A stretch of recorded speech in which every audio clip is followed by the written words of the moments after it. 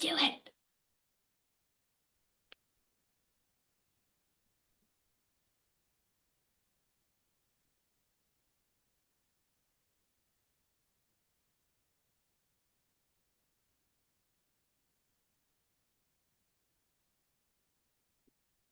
Good morning, everyone.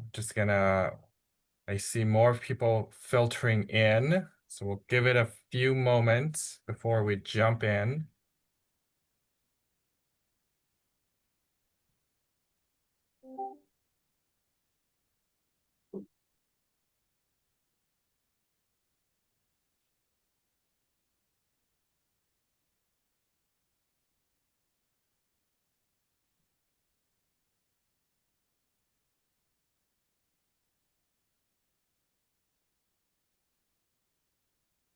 All right. Looks like things have slowed down, so I'm going to go ahead and jump in. Hello, everyone. Welcome, and thank you for joining us for today's Sleep Research Society Foundation's Industry Scientific Seminar. The SRS Foundation is very excited to host this new series of educational webinars. This opportunity will allow researchers to learn the science behind sleep products and how it works directly from our industry scientists, and you will all have a chance to ask questions at the end. And this will allow us to explore how our shared mission of growing sleep research and knowledge about sleep health can be furthered in the field through our collaborations with researchers and industry scientists. So today we are very excited to be learning about how utilizing core body temperature to uncover the role of sleep and circadian mechanisms on cardiometabolic health. And we will be hearing this by BodyCAP. So without further ado, I'd like to introduce and turn the webinar to Drs. Sebastian Mousset and Dr. Brooke Schaefer, who are from BodyCAP and will be telling us about this very cool technology. Thank you, Phil, for this introduction. So just in a few words to introduce BodyCAP and its activities. BodyCAP was created in Caen, in Normandy, in France, about 13 years ago. And it is the result of a mix of electronic and physiology. So what we have provided is a key solution for core body temperature monitoring, compliant with all the standards for medical and electronic industry. And now we can say that we are one of the gold standard for core temperature monitoring in the world, since we have sold more than 100,000 pills in the world during the last 7 years. So now we can sell our product in more than 50 countries all over the world.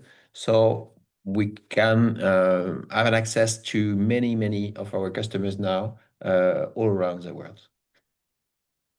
Next slide, please. Yeah. So what are the basics of this product, which is called eCelcius Performance? So it is based on a pill that can be ingested. And since ingested, this pill will always do the same thing. It will pick up the data from the stomach to the rectum. So that means that the data will be collected during about 1 or 2 days, depending on the individual. And you will get very accurate data, since the data are exactly the same from the beginning to the end of the GI tract. The pill itself has a storage mechanism, so you can get all the data into the pill itself, and the data are sent in the same time to a very small device that can be worn at the wrist, for example. The data are available just on your application, on your mobile, and you can get all the traceability of the data all along the monitoring session. Thanks to this, you will never miss any data during the recording period and can get a good traceability of the core body temperature for statistics and so on, since you've got your CSV file. Next step. So since the system is now used for more than 7 years in many applications, we have a scientifically validated device, and this one can be used in many use cases. So now it's used in a sports application, for example, in the context of jet lag issue and jet lag monitoring, performance assessment for optimization of the warm up, of the recovery, of the heat acclimatization, and to improve performances in harsh environments. So that is the initial use cases we had. And now it's also used in occupational health for research and for real life application. So the data are collected in soldiers, in firefighters, and in science, generally speaking, for academics and for private companies. So, in a few words, that's what is BodyCAP and what we are doing with our device. Great. Thank you so much for that introduction, Philip and Sebastian. I will take it over from here. So good morning or good afternoon, everyone, wherever you're joining us from. My name is Dr. Brooke Schaefer. I'm a research assistant professor at Oregon Health and Science University. I work in the Sleep Chronobiology and Health Laboratory, and I'm excited to share with you today how we use the BodyCAP system in our sleep and circadian protocols. So just briefly, a quick agenda and some of our learning objectives. I want to give a background in sleep and circadian rhythms, discuss how those two systems could impact cardiometabolic health, share with you how we're using the BodyCAP technology in our research protocols, and show you some preliminary data because this study is still currently ongoing. Finally, some considerations when using core body temperature in these types of research protocols, a brief summary, and then hopefully have time for questions. So most organisms, from plants to animals to humans, have internal biological clocks that have evolved to anticipate predictable fluctuations in light and temperature that occur as a result of Earth's 24-hour rotation. These mechanisms are referred to as circadian rhythms, which is derived from Latin, with circa meaning approximate and dian meaning a day. These circadian rhythms are generated endogenously, and they allow an organism to align their behaviors and their bodily processes within that 24-hour period. And so looking at this diagram going from left to right, we see that there is a large increase in cortisol release upon awakening, followed by the fastest increase in blood pressure. Around mid-morning, we experience our highest alertness. Mid-afternoon, we have our best coordination and fastest reaction times. We actually hit our highest body temperature in the evening, followed by highest blood pressure recordings. A couple hours before bed, there's a release of melatonin, which we'll talk about in more detail here in a bit. And then in the early morning hours between 2 and 4 a.m., that's when our core body temperature reaches its lowest level. And so in the early 1970s, the suprachiasmatic nucleus in the hypothalamus was identified as the central circadian pacemaker in mammals. So while genetic factors certainly influence the circadian clock, daily circadian rhythms are synchronized or entrained by external time cues, with light being a particularly strong synchronizer to the 24-hour light-dark cycle. And so when light enters the retina of the eye, signals get transmitted to the suprachiasmatic nucleus where that information is integrated. And then from there, signals get sent all throughout the body to align downstream clock-dependent gene expression to help coordinate those behaviors and processes that we looked at on that previous slide. So one particularly notable rhythmic behavior is our sleep-wake cycle, which in humans typically corresponds to us being awake and active and eating during the day and asleep and fasting at night.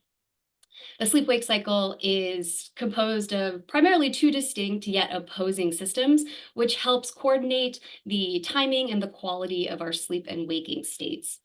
So first, there's the homeostatic drive for sleep, So the longer that wakefulness is prolonged, there's this linear increase in sleep pressure or just a feeling of sleepiness that's counteracted by a circadian drive for wakefulness or alertness, which also progressively increases throughout the day. Now, the peak of the circadian drive for wakefulness actually occurs in the evening. And so you may have experienced before a day where you're exhausted all day. You feel like you can't wake up. You can't wait to go to bed. You're so tired. And then evening rolls around, you're getting ready to wind down. All of a sudden, you feel like you have this burst of energy or alertness. That's our circadian drive kicking in right there at the very end before sleep. But once sleep is initiated, sleep pressure dissipates rather quickly, and the alerting forces of the circadian system gradually decline, and those together allow for a consolidated bout of nocturnal sleep. And then the next day, that system repeats itself, so that way we're having wakefulness during the day and sleep at night. And so the first scientific observations of circadian rhythms might be a surprising origin to most. In 1729, the French astronomer Jean-Jacques de Tour de Marin noticed that the leaves on the mimosa plant would be open during the day and then fold over and close at night. And so he performed a rather simple experiment. He took the plant, put it in a dark room without the influence of light, and noticed that during the day, the leaves were still open, even though they were in complete darkness. And so this would suggest that there was an endogenous origin to these daily rhythms. Now, originally, he thought it was the change in temperature that was occurring between day and night that was driving the leaves to open and close, which wasn't entirely wrong, but we do realize now that in most species, and particularly humans, light is a really strong synchronizer to our environment. And so fast forward a couple hundred years, Dr. Nathaniel Kleitman and his graduate student, Bruce Richardson, from the University of Chicago would embark on a really groundbreaking sleep study.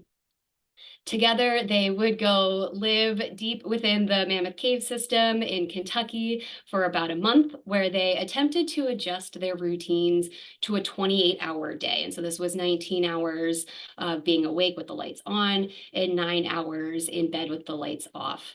And this was the first attempt to investigate to what extent does that internal circadian cycle that goes at about 24 hours per day, how well can that persist when sleep and wakefulness is scheduled to a non-circadian period, aka 28 hours a day? Also, how do these rhythms persist in the absence of sunlight and when temperature is held at a constant 54 degrees Fahrenheit or roughly 12 degrees Celsius, which was the constant temperature down in those caves? And so this research design would come to be known as a forced asynchrony protocol, because you are separating the influences of the internal circadian system from daily rhythmic activities like sleep-wake, eating, fasting, rest activity. And so during their month down there, they did a series of measures and see how their mental performance was affected and biological rhythms. Specifically, they were recording their wakefulness and core body temperature. And we can see from this picture down here that they had alternated their scheduled sleep opportunities, so that way they could collect the data throughout. And so here are the tracings of core body temperature from Richardson, the graduate student, which is on the top, and Kleitman, which is on the bottom. The shaded bars represent their sleep bouts, and the white bars represent when they were awake. On the y-axis, we have core body temperature, and though it's not labeled on the x-axis is time. And so there was a couple key takeaways from this really seminal study. First is that the rhythms in core body temperature persisted even when the influence of the 24-hour day was removed. And so we can see this here by the peaks and nadirs that are continuing throughout the duration of the data collection. And so that rhythmicity and core body temperature continue to fluctuate.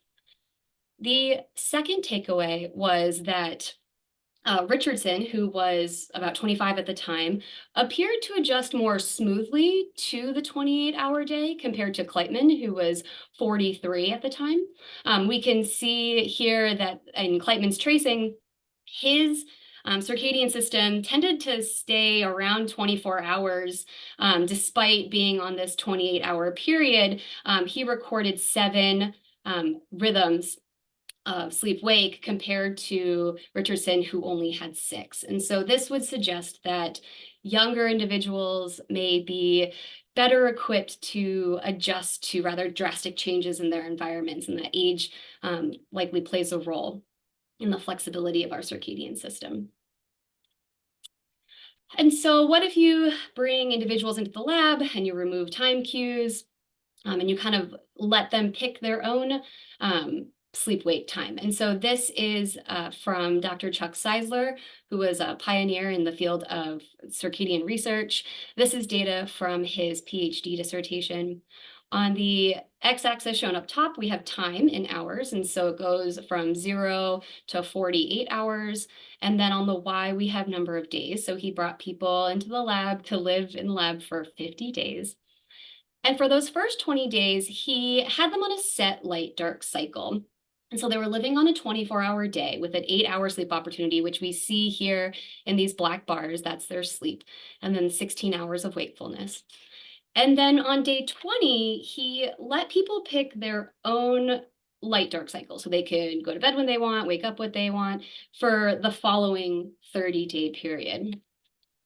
And what he saw was that gradually people would go to bed later and wake up later, more and more so each day, and that this persisted for that following 30-day period. And so it was originally believed that the length or the period of our internal biological clocks in humans was actually about 25.3 hours, so much longer than the 24-hour day. But it would be realized later on that even room lighting has the ability to affect the timing of our internal system, and so that likely affected these results observed here. And so more tightly controlled in laboratory experiments did find that there is actually a range in the intrinsic circadian period in humans, which we see here on the x-axis, so ranging from less than 24 hours to more than 24 hours. But unlike what was shown before, on average, the human circadian period is about 24.2 hours, so a little longer than 24, not quite as long as 25. Although it is notable because this would indicate that probably a decent number of people do require a daily advance of their clock in order to match the 24-hour day. And so they have to sort of shift the timing of their clock in order to stay aligned with the 24-hour rotation of the Earth. So there's a couple ways we can assess the phase of the circadian timing system in humans, and that's by identifying a specific reference point within the 24-hour circadian cycle. And so first we can assess circulating melatonin in humans. So as we see in this top panel, circulating melatonin is low during the day, begins to rise a couple hours before bed, and then peaks in the middle part of the night. And we can measure this melatonin through a series of saliva samples. However, light does have a suppressing effect on melatonin production. And so when measuring melatonin, we want to do this in a dimly lit room in order to minimize that suppressing effect of light. And so that point at which melatonin really starts to take off and rise is referred to as the dim light melatonin onset. And so that is one marker of the circadian clock. Next, we can use core body temperature. As we see, it's quite rhythmic, where core body temperature is lower while we're sleeping and then higher during the day. And we can use the nadir of core body temperature as another marker of the clock, and this is usually recorded through rectal thermistor. And so melatonin shown here in blue and core body temperature shown here in black, those are our two most common markers of the circadian clock. And so as we can see here, sleep is typically initiated as core body temperature is starting to drop and melatonin is starting to rise. And so that combination of high circadian melatonin drive and low core body temperature represents our own personal biological night, compared to our biological day, which is associated with higher core body temperature levels and lower levels of circulating melatonin. But with the invention of electrical lighting, we can now extend our working and social activities into the biological night. And so this can cause a misalignment between our internal timing system and our behaviors. And so with the melatonin rhythm, light at night can not only suppress the production, but it can also shift the entire melatonin rhythm to later in the evening. We can also see an increase in core body temperature, maybe an attenuation of that nadir. And so when electricity was first invented, the conventional wisdom was that lighting in no way was harmful to health, and it does not affect the soundness of sleep. But since then, we have been collecting an abundance of evidence to suggest that circadian misalignment or circadian disturbances do appear to be one mechanism which contributes to adverse health outcomes. And so circadian disruptions can impair metabolism, increase the risk of endocrine, metabolic, and cardiovascular diseases. And there's a variety of factors that could contribute to these disruptions. First, as I mentioned, is exposure to artificial light at night, but also eating late at night as well. We might experience circadian disruptions on a weekly basis, particularly if there's a big gap between our sleep-wake activities on work days versus work-free days.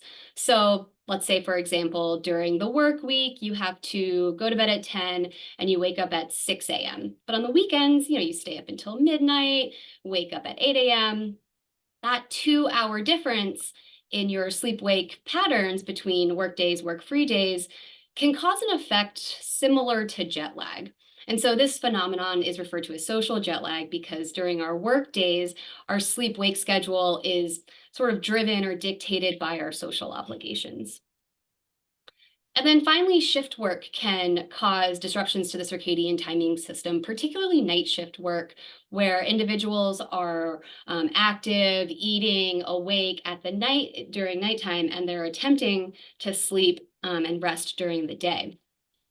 And so shift work is associated with up to a 45% increased risk of diabetes, 40% risk of heart disease, 14% risk of diabetes, and then 35% risk of metabolic syndrome.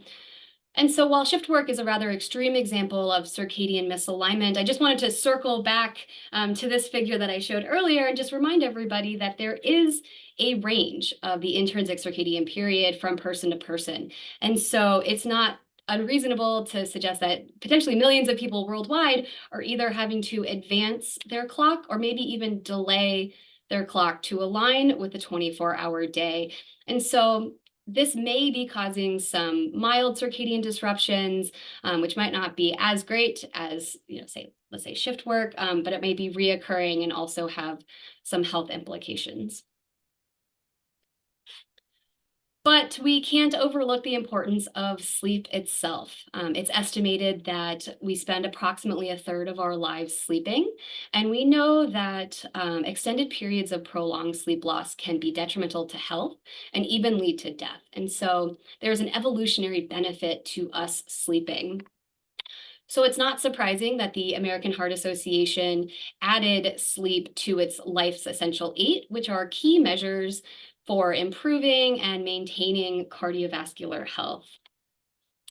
And so from the Life's Essential 8, it is recommended that adults on average should be getting between 7 to 9 hours of sleep per night. But unfortunately, 30% of the US adult population are not meeting those goals, and they're actually sleeping less than 7 hours on a nightly basis. And so I've been seeing this statistic for a while. And in preparing for this presentation, I was curious to see if there's been any updated stats on this. Are we doing better maybe? I feel like sleep's really taken off and it's gotten more attention. So maybe we're improving as a population. And so I came across Healthy People 2030, which is the US government's 10-year initiative to address like key public health priorities. And increasing the proportion of adults who get enough sleep is one of those goals. And so I saw that they had updated data. They were comparing data from 2020 to 2022. But when we dive into it, our status as a whole is getting worse. And so the target for adults getting sufficient amount of sleep is 73.3%. In 2020, that was estimated to be about 72% of the population. We were doing pretty good. But then as of 2022, on average, less than 70% of the US adult population is getting less than 7 hours of that recommended sleep per night. And so we're clearly moving in the opposite direction. And insufficient sleep is not just a US phenomenon. There is data showing that amongst a variety of age groups worldwide, sleep duration, isn't quite, hitting those targets. I will say this is like a little bit of a side note, but I found it really interesting. I came across a paper that was published this year in PNAS, and they were looking at average sleep duration across a multitude of countries. And France actually was #1 in average sleep duration. They're doing the best with an average of 8 hours of sleep per night. And the authors had suggested that it was the French culture that prioritized or emphasized relatively longer sleep durations. And that's why they were #1. And so I just thought that was funny. If anybody from BodyCAP has any suggestions, I would love to hear it. So insufficient sleep can lead to metabolic, cardiovascular, and immune function issues, in addition to reproductive and cognitive problems as well. And there's a variety of factors that can affect our ability to sleep sufficiently. First is environmental. We might be living in an environment not conducive for sleep, like if there's a lot of light, noise, or air pollution, or maybe we're in a unit that we don't have access to control the ambient temperature. It could be social factors like work or school, family commitments. And then finally, it could be behavioral things that we're just doing. At the end of the day, maybe we want to watch a couple shows and relax. We want to, play on our phones and just sort of take some me time. And that might be cutting into the time that we would otherwise be used for sleeping. And so this can lead to impairments or alterations to a variety of health mechanisms. First, it could affect our ability to regulate the cardiovascular system through increase in sympathetic drive and reduce autonomic flexibility to the heart. Could impair metabolic pathways, activate pro-inflammatory pathways, increase oxidative stress, and alter energy balance, all of which can increase the risk of type 2 diabetes, obesity, metabolic syndrome, and cardiovascular disease. But as we've discussed up until this point, we know that sleep and the circadian system are intimately linked. And so changes in sleep patterns, sleep timing, sleep duration, even the variability in sleep on a day-to-day basis could impact these biological rhythms. And so then the question becomes, well, how do you disentangle the effect of sleep versus the circadian mechanisms on health outcomes? And so that's really the goal of our laboratory here at Oregon Health and Science University. I pulled this directly from our website. Our goals are to conduct research that explores how our internal biological clock and the chronic sleeping patterns inform the relationships amongst metabolism, cognition, and our overall health. And so here's an example of a forced asynchrony protocol. It's a modified version of Nathaniel Kleitman's protocol. And so we're taking that experiment from the caves and we are bringing it to the laboratory. And so on the x-axis, we have time, it's clock hour. And then on the y, we have days in the lab. The white bars would represent just normal room lighting. The light gray bars would represent dim lighting conditions. And then the dark gray bars represent sleeping opportunities, which would be done in darkness. And so there's a variety of ways you can do a forced asynchrony protocol. There's different periods that you could implement. You could do longer, like the 28-hour period that Kleitman had done. You could do shorter. And so in our lab, we do a 20-hour period. And so participants will go to bed and wake up 4 hours earlier each day until they are then back to their habitual sleep time. And that would be 1 beat cycle. And then they would repeat that beat cycle again before getting discharged from the lab. Now, this whole protocol is done in dim light, and that's to minimize the effect of lighting on the internal circadian system. And because this sleep-wake schedule is outside of the capacity for the internal clock to synchronize to, the clock continues to oscillate at its normal intrinsic period of about 24 hours a day. And so what this allows us to do is to distribute daily rhythmic behaviors like sleep-wake, eating, fasting, rest activity, across the entire 24-hour circadian cycle. So I just wanted to show an example of how you would track core body temperature across a forced asynchrony cycle and what that would look like. This isn't our data yet. This is from Wei Wang and colleagues. So we have core body temperature on the Y and we have time on the X. And again, those shaded bars represent the sleep opportunities. And so first we can see at baseline when sleep is occurring at an optimal phase of our circadian system, everything is aligned, we have a really nice drop in core body temperature. But as the person moves through the forced asynchrony protocol, and now sleep is being initiated at not optimal circadian phases, we see that the reduction in core body temperature is attenuated compared to that aligned baseline state.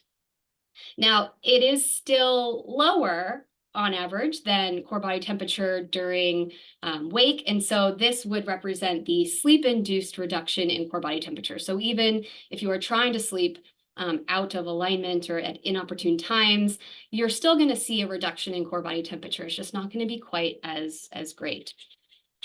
And then as the participant starts to move through the protocol and become more aligned, now sleep is back in alignment with their circadian system, we do see core body temperature dropping back to levels seen at baseline.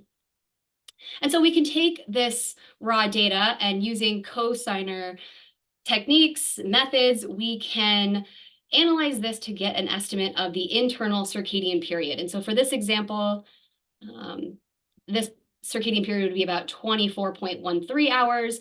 And we can see here really nicely, core body temperature is dipping and hitting that nadir during sleep in those early hours. But then as we move through the protocol, core body temperature nadir is occurring during wake and not really, sleep is not happening at an optimal time in this rhythm. And so we start to see that clear separation of the continual ticking of our internal clock and the influence of our behavior. So we get that distinction.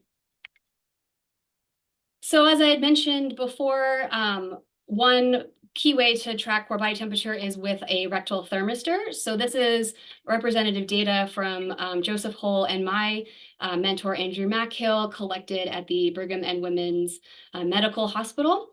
And so we see core body temperature on the Y and then laboratory time on the X, and we get this continuous reading.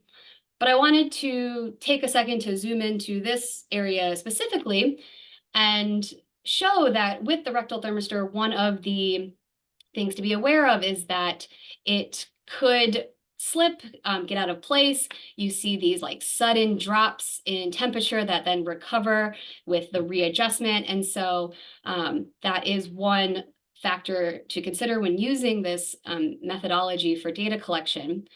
In full disclosure, I have never collected core body temperature using the rectal thermistor, and so I can't comment to how arduous or tedious this process is of going through the recordings and trying to mark all the probe slips and cleaning the data, because as you may have guessed, we have been using the BodyCAP system in the time that I've been with the laboratory. It's not that we don't have the capacity. We offer our participants both options. Would you prefer us recording core body temperature this way or that way? And in my time, everybody has elected to use the BodyCAP system. And so we do our sleep and circadian studies in the Oregon Clinical and Translational Research Institute in the Hatfield Research Center at Oregon Health and Science University, shown here. This is connected to the main hospital.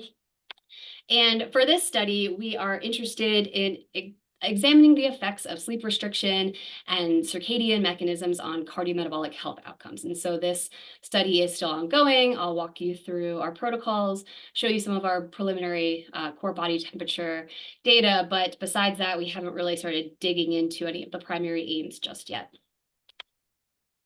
And so here is what our lab rooms look like. The participants, they come in, this is their home away from home for about 14 days. They live in here, they sleep in here, they have their own bathroom. These rooms are on a wing of the hospital that's for like seizure and epileptic patients. And so we have dedicated rooms that have been outfitted where we can control the lighting, and have access to those rooms. But the other rooms on the floor are for patients. And so there are nurses and people there around the clock. And so within the rooms, we have this really nice big window, which we cover with a shade. And then not shown here, we actually have a second shade that we put on. So there's absolutely no influence of the outside lighting. We control all the lighting from a panel outside the room. And so, you know, lights on, time to be awake, lights off, time to be in bed. We can adjust it to specific dim settings. There is a clock shown in this picture, but we remove the clock, we remove this TV. None of the staff wears any watches, so completely blinded of time cues during their stay. And then you see here, this door leads to an identical room just on the other side, and that's our control room where we have our equipment. There's a monitor to make sure that the participant is okay. There's a baby monitor so that they can just yell at us if they need something, and we can just come in and provide them whatever they need. And then we have these big heavy curtains that are fixed to the outside of the door that we close to try to minimize any sounds coming from the outside hall. And so really attempting to just have them be in their own little, you know, time-free oasis. And so our forced asynchrony protocol, we have the 20-hour sleep-wake cycles. So on the first day, participants come to the lab, and we start our baseline recordings on day 2, all done in dim light. And then this is an example of a participant starting a control condition where we'll move through the forced asynchrony protocol, where they will sleep and wake 4 hours earlier each wake period until they are back to their habitual sleep onset. So go through that first beat cycle. And then for the second one, they would be under a sleep restriction condition. And so this would equate to about 5.6 hours per 24-hour day. And so we can see that they are still going through the forced asynchrony protocol, but they are getting less of a sleep opportunity than the previous condition. We give them a recovery sleep, and then they discharge from the lab.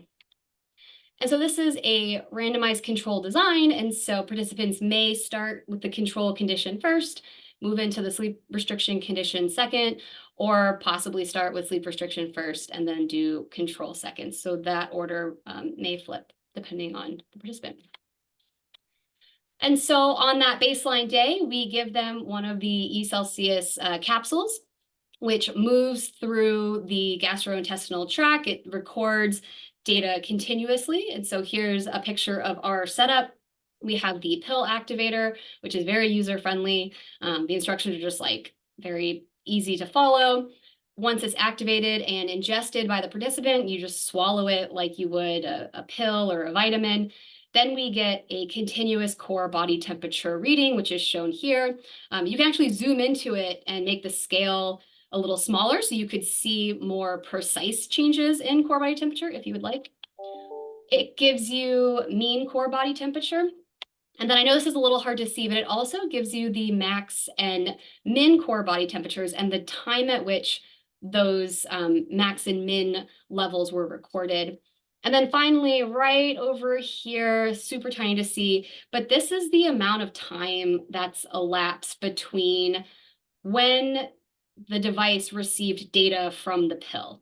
And so if the pill has passed and this hasn't connected in 5 minutes, you would see, hey, there hasn't been a data, like a point of data recorded for 5 minutes. And so that's really helpful, especially for these long protocols, because we go through several pills in one visit, right? It just digests like anything else would. And so it's really helpful in knowing when the pill is passed, when we need to activate a new pill and give it to the participant. Although I will say from, my own personal experience, this is really sensitive. I've been working before where the participant yells through the baby monitor, like, hey, I used the restroom. And I'm like, oh, I'll just check the tablet and see if everything's still good. And then the core body temperature has just plummeted. And so I know that the pill is no longer in their system. I can give them a new one, and we can minimize the amount of data that's, lost between pill ingestions. And so with this system, you can only have 3 pills activated at one time, which in this protocol, because it is a longer duration, I mean, we can go through 5, 6, maybe even more pills in that 2-week period. And so what you have to do is remove or deactivate one of those pills before activating a new one.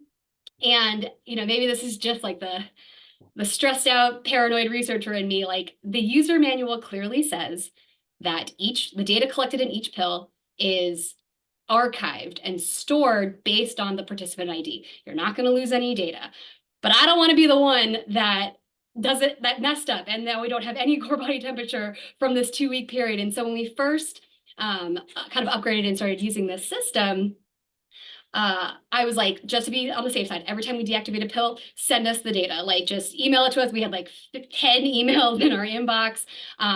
But just like the user manual says, when you're finally done with that study and done with that participant ID, all of the pills, even if you use 10 pills, it's all archived under that profile. And you can then export that data into one CSV file that's organized by date. But then also each pill is separated into its own column. And so that really helps with the data management and organization at the end of a really long study. And so now we only do it one time at the very end, and we don't have to email ourselves 100 times, which is great. So I have 2 examples of the data that we've been looking at using core body temperature.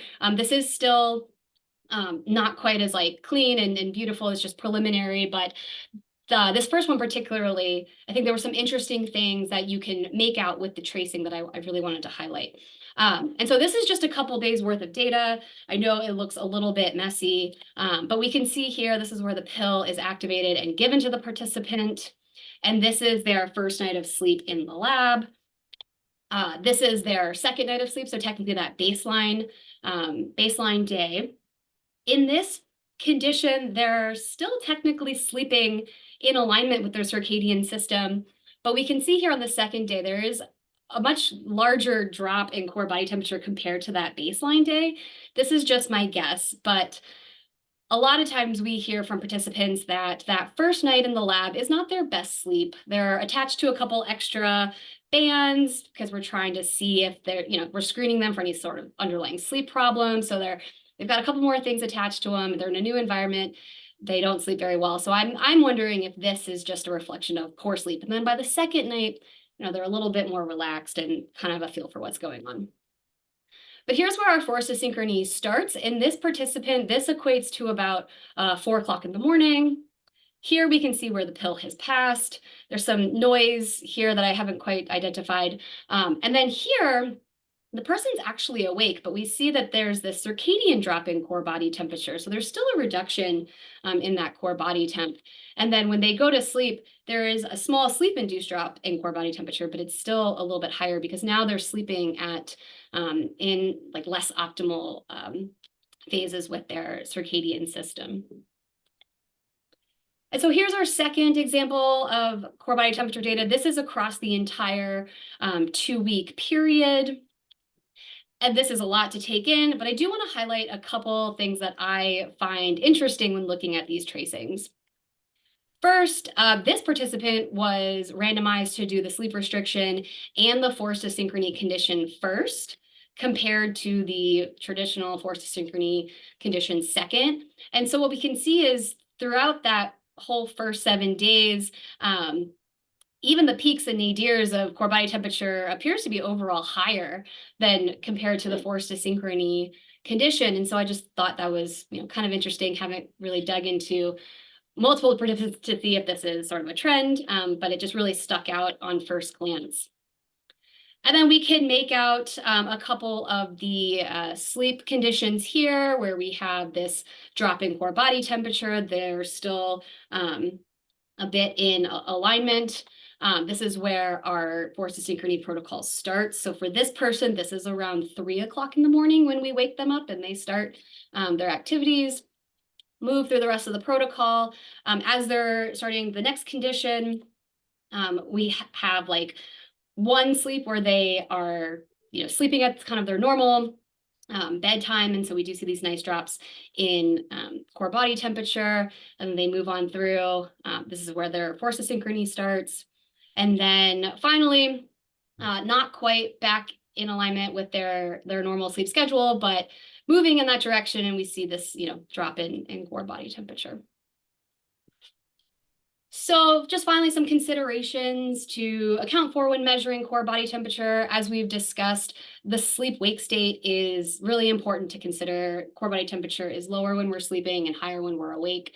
But changes in posture, activity levels, even showering, if the shower is particularly hot, it could increase core body temperature. Food or fluid intake. If you're sick, right, if you have a fever, that's going to increase core body temperature. Feelings or strong emotions could also affect those readings. There are sex differences, and not only are there sex differences, but there's fluctuations in core body temperature across the menstrual cycle in females. And then bowel movements could also be a contributing factor. And then finally, as we've discussed at length, the circadian clock and bright light are influencing factors when measuring core body temperature. And so just to summarize, sleep and circadian mechanisms affect cardiometabolic health outcomes, although the independent contributions of both sleep and the circadian system on these health outcomes are still being uncovered. I think we might be about halfway through with this study, so it's still going to be going strong for a couple more years. Core body temperature can be used to assess circadian phase in humans, although there are factors that you should consider, like what instrumentation you're going to use, the pros and cons, research protocol, light exposure, etc. And then finally, I just want to say personally, this is not told to say this, but I think it's been really great working with BodyCAP over the years. The representative that I've been working with, I don't know if he wants to be named, but he's been absolutely phenomenal. I've had the pleasure of meeting with him in person at conferences. So that's just been really great, because moving from a PhD into a postdoc position, I've never had to worry about where equipment or supplies come from, right? Like as a grad student, they're always just there. So BodyCAP was the first company that I was responsible for reaching out to and coordinating supplies and all that. So it's just been a really great experience, and I can't say enough about how great the team is, but also I think the equipment is really, really nice to work with. I mean, I'm not the most tech savvy, but it is really user friendly. The user manual is great. And so far, so good, no complaints. So with that, I just want to acknowledge my mentor, Andrew Mackhill, our sleep chronobiology and health team, our funding sources. I would like to thank the Sleep Research Society Foundation for allowing me to come and present today. And then obviously BodyCAP for being such great partners to work with. And with that, I think we have about 10 minutes for questions.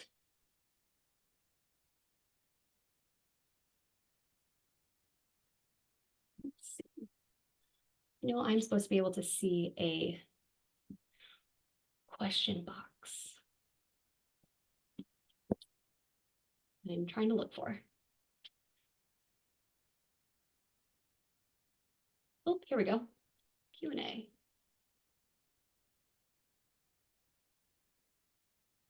All right, got one question here. Looks like you had 1 to 2 nights of baseline.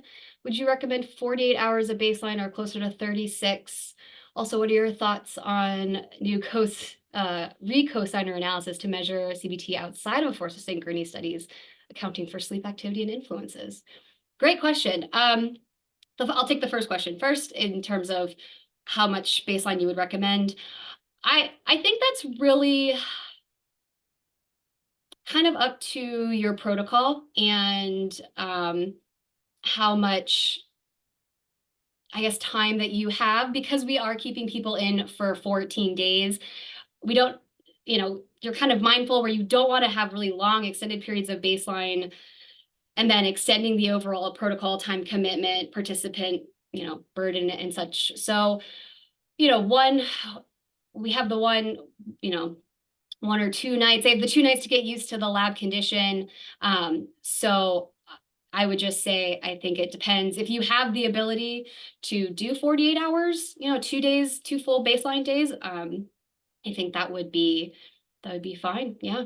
And then the second one, I'm not familiar with the new re-cosigner analysis yet. I will say that I haven't really dove into that part of the analysis yet myself personally. So unfortunately, I don't have much to comment on it, but I'll be interested in looking into it for sure. Thank you. And then the next question, what kind of changes in core body temperature do you expect to see when sleep is poor versus when it's normal? In general, from what I can tell, on average, core body temperature is higher. When core body temperature is higher, it's associated with like poorer sleep quality. I've been personally kind of diving into, been fascinated by like women's health, and I've just started to look at differences because core body temperature changes across the menstrual phase. And so when core body temperature is higher during certain phases, it is, you know, women tend to report more difficulty sleeping. And so I do find that to be kind of an interesting relation. And then, can you measure circadian amplitude core body temperature? I believe so. Yeah, I think. Yes. Again, I apologize for that answer. I haven't dug deeply into this analysis just yet, and relatively new into the sleep and circadian world. But that is something that, yeah, interested in identifying more. This one might be a good question for Sebastian. Wondering, is the temperature change when the pill travels in the gastric system? And could this have an influence? So as it moves through, does it change? So we have already compared the data from the pill and the esophageal probe and rectal probe, and we have exactly the same data all along the transit time. The only reason why you can have an influence artifacts is cold and hot drinks or hot meals during the first period of the monitoring when the pill is still in the stomach. But when the pill has passed through the stomach, passed through the pylor, there is no reason why you may get an influence. So the data are available during all these periods. So just keep in mind that during the first 2 or 3 hours of the monitoring, you just have to check what is swallowed by the individual. So just prefer tepid water rather than cold or hot water, because that can have an influence on your data. But that is just the only thing you can observe.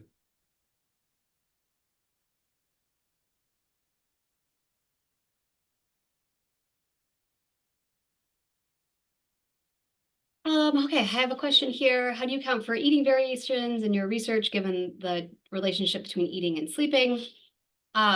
We do record, and we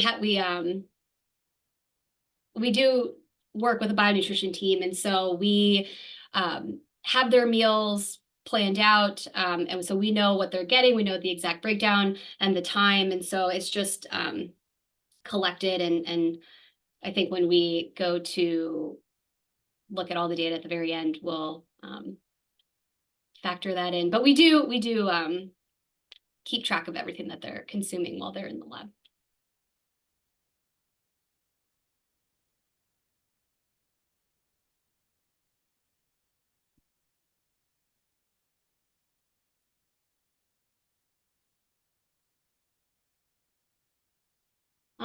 Question about IRB approval, that it may depend on the institution, but are there any special considerations, this IRB approval, since it's ingested? Yeah, I'm not sure what specific process we went through. This was already approved by the time I had gotten here. And so my guess is that the IRB would just make sure that there's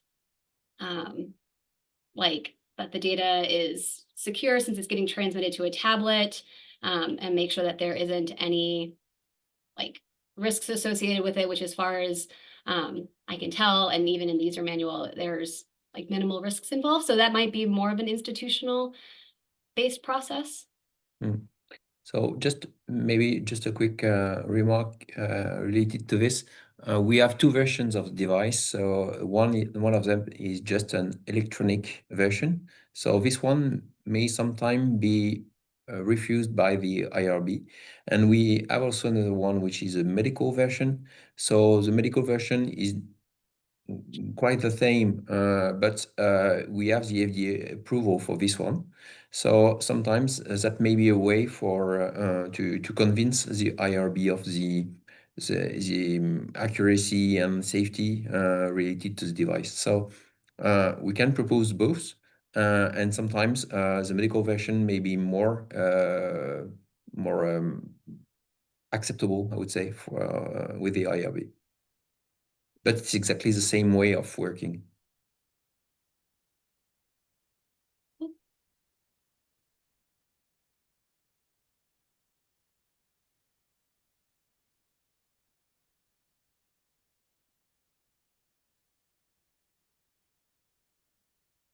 Great. Any other questions? I know we're winding down here. Just a few minutes left. It doesn't look like anything's coming into the chat. It's sort of slowed down. Here we go. When using the pill, you can't do an MRI, which is true. What if we have the special case example, the fireman took a part in research test, and after that he had an accident at work and an MRI can't be done then? So that's a very, very good question. We have no official testing related to MRI compatibility. And the rules in such a case is when you don't get the proof that, if you can't prove that it's something safe, you have to say that you are not compliant with the specific conditions. So we have already tested the MRI compatibility in animals, and there is no issue, nor for the animal and nor for the pill itself. So our next steps will be to get this approval for the MRI compatibility, and that is just a few weeks of work. So it should be okay for the beginning of the next year. So as a consequence, if the individual is exposed to an MRI, that would be safe, but we can't say now officially that it's good. So till we don't get the results, we can't say that. I don't know if that answers your question. Oops. Sorry. All right, well, with a minute left, I think I'll just take this opportunity to say thank you once again for letting us come and speak. And then just note that a recording of this webinar will be sent to attendees when available and placed on the website. Thank you to all of you. Great, yeah, thank you. I don't know if there's anything else, but stop sharing my screen.